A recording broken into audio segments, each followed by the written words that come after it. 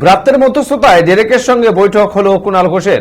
শনিবার দুপুরে তৃণমূল কংগ্রেসের বন্ধু ব্রাত্য বসুর মধ্যস্থতায় ডেরেক ও ব্রায়ানের সঙ্গে বৈঠকে বলেছেন কুণাল ঘোষ। উভয় পক্ষেরই আশা সংঘাত মিটে গিয়ে আবার ঐক্যের ছবি দেখা দেবে। এই ভোটের আবহে সেটা হলে তা তৃণমূলের পক্ষে স্বস্তিদায়ক হবে। তবে কুণাল ঘোষকে এই বৈঠকে কোনো শর্ত দেওয়া হয় কিনা বা কুণালের তরফে কোনো শর্ত দেওয়া হয় কিনা তাও দেখার। তেমন হলে জটিলতা থেকে যেতে পারে।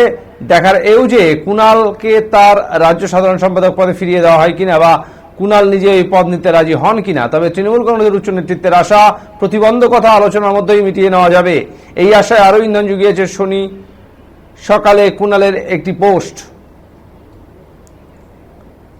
সেখানে তিনি মমতা বন্দ্যোপাধ্যায়ের সঙ্গে তার একটি পুরনো এবং অন্তরঙ্গ মুহূর্তের ছবি পোস্ট করেছিলেন। সঙ্গে লিখেছেন, তখনও তৃণমূল সরকারে আসেনি, ফের অবৈধ নির্মাণ গুড়িয়ে দিল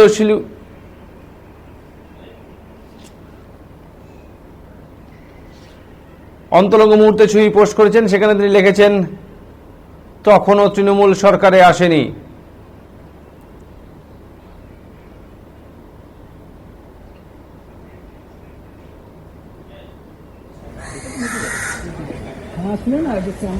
আজকের এই বৈঠক ইতিবাচক হয়েছে। তৃণমূলে থাকবো, তৃণমূলেরই সদস্য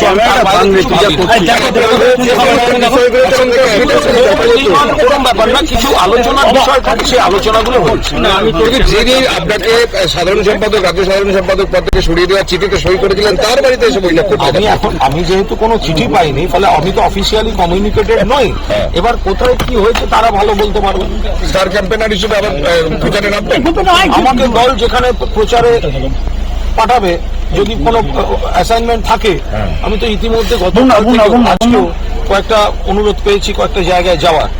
আমি সময় সুযোগ সেগুলো হলে আমি দলের কর্মী বক্তা হিসেবে আমি কেন যাবো?